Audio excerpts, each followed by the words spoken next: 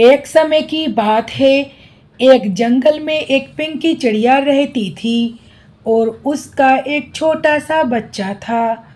चिड़िया रोजाना खाना लेकर आती थी और अपने छोटे से बच्चे को खिलाती थी। मम्मी मुझे भी उड़ना है। नहीं बेटा, तुम अभी बहुत छोटे हो, जब बड़े हो जाओगे तब मैं तुम्हें उड़ना सिखा दूंगी। बेटा अब बहुत रात हो गई है, अब तुम सो जाओ। पिंकी चिड़िया अपने बच्चे को कंबल उड़ा देती है। सुबह हो जाती है। चिड़िया जल्दी उठकर खाना लेने घर से निकल जाती है। जब चिड़िया वापस लौट रही होती है, उसे रोने की आवाज आती है। अरे किसकी आवाज है, जाकर देखती हूँ। बेटा तुम क्यों रो रहे हो? तुम्हारी माँ कहाँ है? मेरी माँ मुझे छोड़कर चली गई है क्योंकि मैं अच्छा नहीं लगता और मेरी माँ को शर्मिंदा होना पड़ता था। बेटा तुम मेरे साथ चलो, जल्दी से मेरी पीठ पर बैठ जाओ।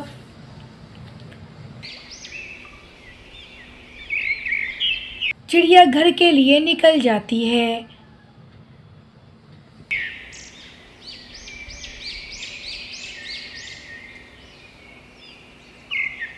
मम्मी आप आ गई? और ये कौन है? मोनू बेटा, अब ये तुम्हारे साथ ही रहेगा, अब जल्दी से खाना खा लो। कुछ दिनों बाद चिड़िया के बच्चे बड़े हो जाते हैं। चिड़िया दोनों बच्चों को पीठ पर बैठाकर आकाश में ले जाती है और दोनों बच्चों को नीचे गिरा देती है। धीरे धीरे बच्चे उड़ने की कोशिश करते हैं। जैसे ही बच्चे नीचे गिरने लगते हैं, पिंकी चिड़िया उन्हें पीठ पर बैठाकर ले आती है। पिंकी चिड़िया ऐसा रोजाना ही करती थी और कुछ दिनों बाद पिंकी चिड़िया के बच्चे उड़ना सीख जाते हैं और पिंकी चिड़िया के बच्चे खुद ही खाना ढूंढ कर लाने लगे। इस कहानी से हमें यह शिक्षा मिलती है कि अभ्यास ही सफलता की कुंजी है। अगर आपको नीलू चिड़िया रोजाना नदी किनारे मछली पकड़कर अपना जीवन यापन करती थी। जयपुर के जंगल में रहती थी और उसकी एक 14 साल की बच्ची थी। मीसू बेटा, मैं मछली पकड़ने जा रही हूँ। अरे माँ, चाय पीकर तो जाइए। अरे ना बेटी, सुबह हो जाएगी तो मछली नदी के अंदर दुबक जाएगी। मछली नहीं मिलेगी तो खाना क्या खाएगी? अरे माँ, भाग्य में जो लिखा होता है वो मिलने वाला होता तो मिल ही जाता है। नीलू जल्दी से गरम गरम चाय एक सांस में गटक जाती है और नदी किनारे जाती है।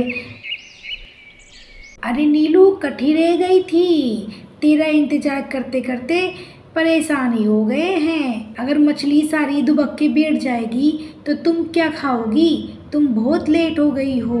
नीलू मछली का फंदा नदी में फेंकती है पर कोई भी मछली फंदे में नहीं जाती। पिंकी, आज तो कोई भी मछली पकड़ में नहीं आई है। काश हम गरीबों के लिए भी एक जादुई पेड़ होता और हमें पैसे मिल जाते। अरे नीलू, इस नदी के अंदर एक दुनिया है, जो भी जाता है माला माल होकर आता है, पर कुछ लोग तो नदी से बाहर भी नहीं आए हैं। बहुत ही कठिनाइयों वाला और जोखिम भरा रास्ता है। नीलू सोचते सोचते घर आती है और अगले दिन सुबह नदी किनारे जाती है।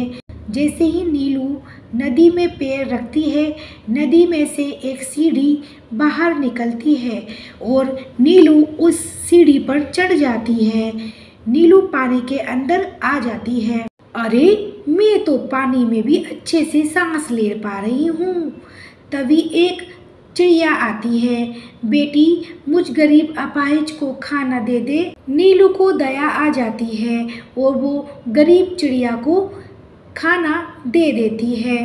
नीलू चिड़िया कुछ और आगे चलती है। तभी उसे एक चिड़ा मिलता है।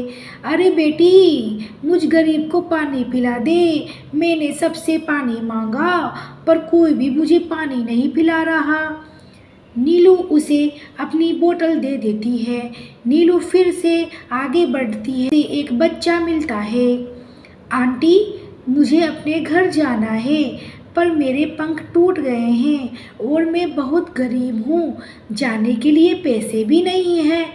ठीक है, तुम मुझे रास्ता दिखाओ। नीलू उस बच्ची को घर पर छोड़ आती है।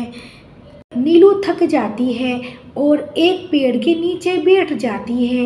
हे भगवान, यहाँ तो सभी लोग गरीब हैं। मैं यहाँ पैसे कमाने आई थी पर यहाँ तो सब गरीब है। तभी पेड़ बोलता है, बेटी, ये जादुई नदी है। यहाँ जो भी आता है उसे गरीबी से गुजरना ही पड़ता है और तुमने सबकी मदद की है और तुम पास हो गई हो। पेड़ से पैसे गिनने लगे। बेटी, ये पैसे लेकर जाओ। नीलू पैसे लेकर अपनी बेटी के पास जाती है और नया घर बनाती है और अपनी बेटी को पढ़ाती है और लिखाती है। मिलते हैं नई कहानी के साथ। सब्सक्राइब करना मत भूलिएगा। Bye bye.